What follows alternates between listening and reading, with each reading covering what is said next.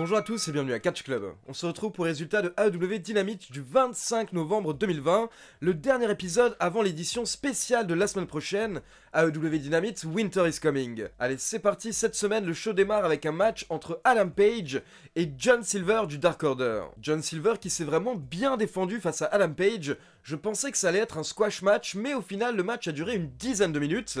Et je dois avouer que je m'attache de plus en plus à John Silver. Je l'aimais pas forcément à ses débuts à la AEW, mais au final il nous montre qu'il est divertissant semaine après semaine. Mais bien entendu c'est Hangman Page qui remporte le match avec son Buckshot Lariat. Et après le match nous avons les membres du Dark Order qui montent sur le ring, donc ils rejoignent John Silver et Page. Evil Uno prend le micro pour dire à Hangman Page qu'ils ne sont pas là pour l'attaquer, comme ils ont pu le faire par le passé. Evil Uno nous dit que le Dark Order et lui ont plusieurs regrets par rapport à leur passé, tout comme Hangman Page a des regrets par rapport à son passé. Uno nous dit que Hangman Page faisait partie de l'un des plus gros clans du monde du catch, et peu importe le nombre de fois où il a essayé de quitter ce clan, les autres membres ne l'ont pas laissé. Donc Uno nous dit que si ça c'est pas une secte, alors il sait pas ce que c'est. Et Evil Uno termine avec une offre pour Hangman Page, il lui dit qu'il sait où ils sont, et il sait comment les trouver. Donc le Dark Order qui essaye de recruter Hangman Page. Puis on a le droit à une interview de Kenny Omega en mode méga classe.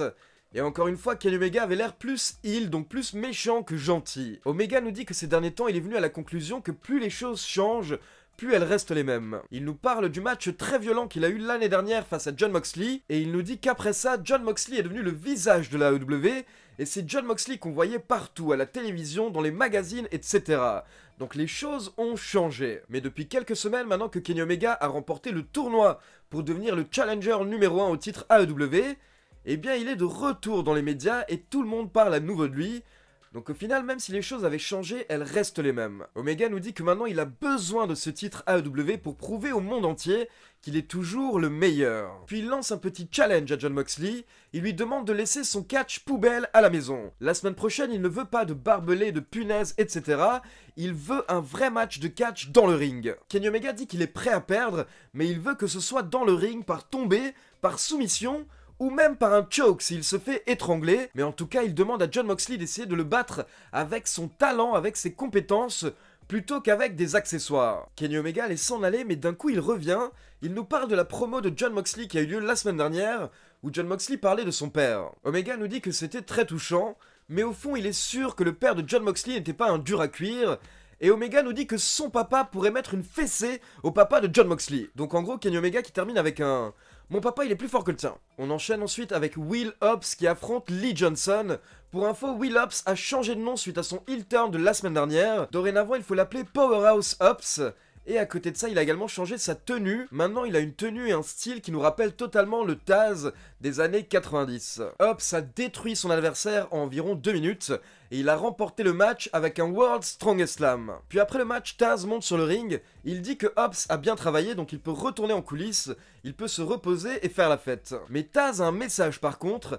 Taz nous dit que la AEW a un problème avec le titre FTW, ils ne veulent pas le reconnaître ou le mettre en avant. Donc Taz demande des réponses au management. Il souhaite que l'un des dirigeants ou l'un des officiels vienne lui répondre, mais au bout d'un moment, le micro de Taz est coupé. Donc les officiels décident de faire taire Taz. Taz réussit à choper un deuxième micro, donc il continue, mais au bout d'un moment, la AEW coupe également son deuxième micro, puis on a le droit à l'entrée de l'un des officiels, Cody Rhodes. Cody demande à Taz mais qu'est-ce qu'il est en train de faire, donc Cody essaye d'offrir un match à Taz pour le calmer. Il propose que la semaine prochaine, Ricky Starks et Powerhouse Hobbs, donc les clients de Taz, affrontent Cody Rhodes et Darby Allin. Donc Taz accepte et il dit que la semaine prochaine, Cody Rhodes va se faire botter les fesses.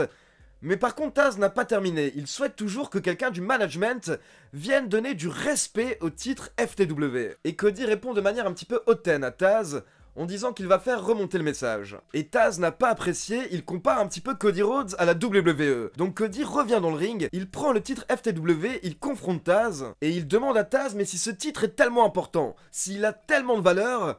alors pourquoi est-ce que ton fils s'entraîne actuellement avec moi? Donc là par contre Taz devient encore plus sérieux Et il dit à Cody Rhodes qu'il est allé beaucoup trop loin en parlant de ça. Taz décide de quitter le ring, mais d'un coup Taz se retourne et il porte son finisher, le Taz Mission à Cody Rhodes. Au bout de quelques secondes, Billy Gunn et ses fils sont intervenus, donc Taz est sorti du ring, et là on a pu voir le fils de Taz qui était présent et qui repart avec son père et le titre FTW. Faut savoir que hier, quelques heures avant AEW Dynamite, on parlait du fils de Taz dans les médias, car le fils de Taz a déposé un nom de scène hier. Apparemment maintenant il va s'appeler Hook, H-O-O-K, du côté de la AEW, et donc il va se lancer dans le catch, lui qui jusqu'à maintenant était un joueur de lacrosse. Ensuite on passe en coulisses et on retrouve Eddie Kingston qui nous dit que ce soir, lors du main event, The Butcher et The Blade vont se débarrasser de Phoenix, Pentagon et Pac. Mais Jon Moxley interrompt l'interview et il confronte Eddie Kingston.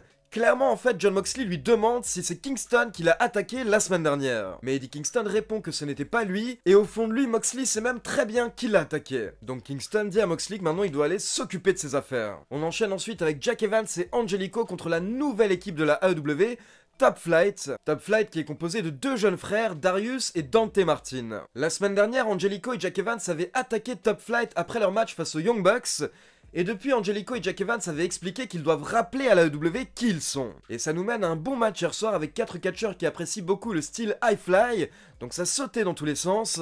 Et au final, c'est Angelico qui remporte le match pour son équipe par soumission. Et attention, après le match, Angelico et Evans continuent de s'acharner sur Top Flight, jusqu'à ce que les Young Bucks interviennent pour sauver la nouvelle équipe. Ensuite, on a eu le droit à une petite promo en coulisses de la part de Nyla Rose et Vicky Guerrero. Vicky Guerrero s'est moquée de Brandi Rhodes, elle nous a rappelé l'attaque de Jade Cargill qui a eu lieu la semaine dernière, et Vicky Guerrero nous dit que le business model de Brandi Rhodes est cassé, donc si jamais elle a besoin de conseils, elle peut venir la voir. Puis derrière, nous avons le droit à une vignette des FTR, donc les anciens champions par équipe, qui nous expliquent que les Young Bucks ont été meilleurs qu'eux uniquement pour 3 secondes. Donc ils seront bientôt de retour pour récupérer les titres par équipe AEW. Et bien entendu, c'est ce qu'on attend entre les Young Bucks et les FTR.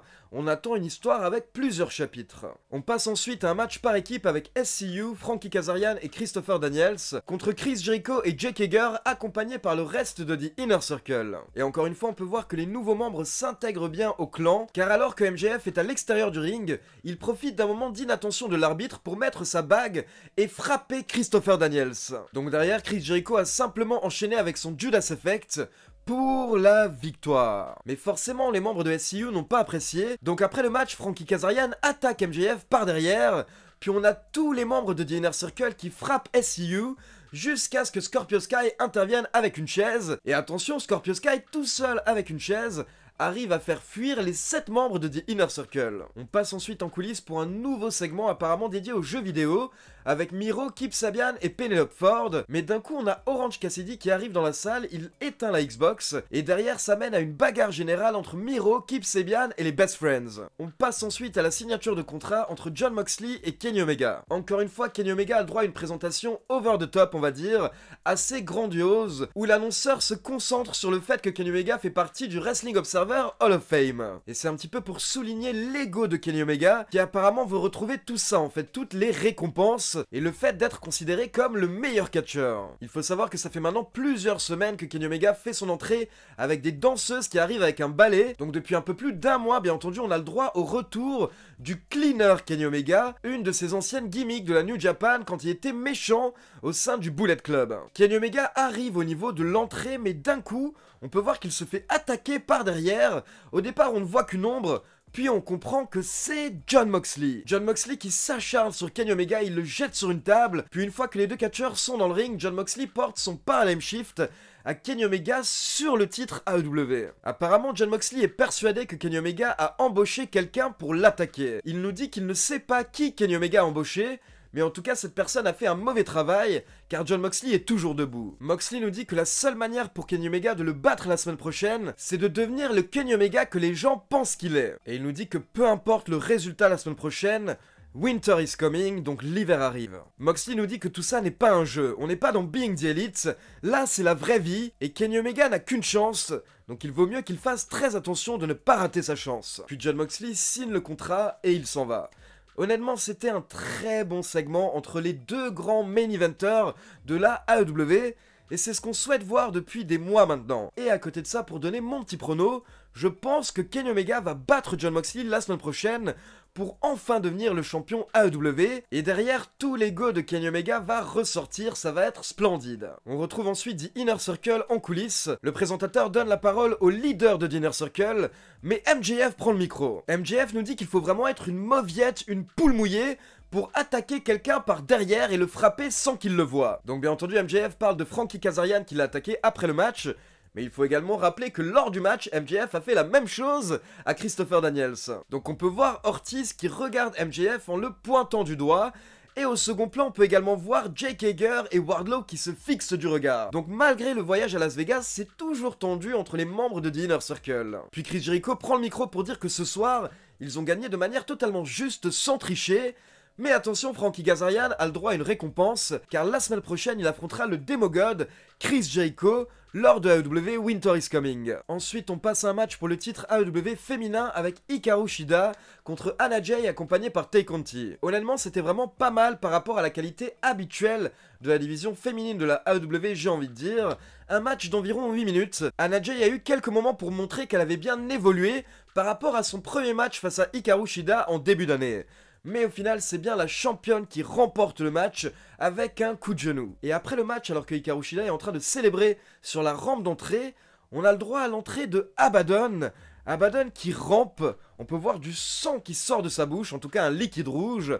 Abaddon chope le titre AEW que Hikaru Shida avait laissé tomber, et elle l'embrasse, on va même dire qu'elle le lèche. Puis on a le droit à une petite promo de Matt Hardy qui est dans un nouveau personnage actuellement, où il est assez positif, mais il a aussi un petit peu l'impression que c'est lui qui a tout lancé dans le catch, donc il se vante énormément, ce qui tape sur les nerfs des Young Bucks, notamment dans les épisodes de Being the Elite. Matt Hardy nous annonce qu'il fera partie de la Dynamite Diamond Battle Royale la semaine prochaine. Puis en coulisses, on retrouve les 3 protégés de Taz, donc Ricky Starks, Brian Cage et Powerhouse Hobbs. Ricky Starks nous dit que Cody allait trop loin cette semaine en mentionnant le fils de Taz. Donc la semaine prochaine, ils vont se venger sur Darby Allin et lui. Puis on passe au main event de la soirée, Pac et Phoenix, accompagnés par Pentagon, contre The Butcher et The Blade, accompagnés par Eddie Kingston et The Bunny. Eddie Kingston qui était aux commentaires lors du match, mais au bout de quelques minutes, il est finalement intervenu. Eddie Kingston a poussé Phoenix alors qu'il était sur la 3e corde, et derrière, The Butcher and The Blade ont porté leur finisher pour la victoire. Et attention, ce n'est pas terminé car après le match, Kingston, The Butcher et The Blade s'acharnent sur le triangle de la mort, donc Pac, Phoenix et Pentagon, jusqu'à l'entrée de Lance Archer. Lance Archer qui avait disparu depuis quelques semaines, mais qui vient s'en prendre à Eddie Kingston et à son équipe. On se rappelle que les deux sont embrouillés depuis une bataille royale, où Eddie Kingston prétend qu'il n'a jamais été officiellement éliminé par Lance Archer. Donc apparemment Lance Archer va partir en rivalité contre Kingston, et on va voir si Lance Archer va également devenir face en même temps, ou s'il va garder son côté plutôt méchant. Donc voilà, c'est tout pour les résultats de AEW Dynamite. Il fallait parler de cet épisode pour bien être à jour avant l'édition spéciale qui aura lieu la semaine prochaine, où on a Kenny Omega contre Jon Moxley, donc honnêtement, que demander de mieux? Comme d'habitude, n'hésitez pas à me donner vos avis dans les commentaires, dites-moi selon vous, est-ce que Jon Moxley va perdre le titre la semaine prochaine? Et bien entendu, n'oubliez pas de liker la vidéo, de vous abonner à la chaîne et de cliquer sur la petite cloche pour être informé de la sortie des prochaines vidéos. Ciao tout le monde!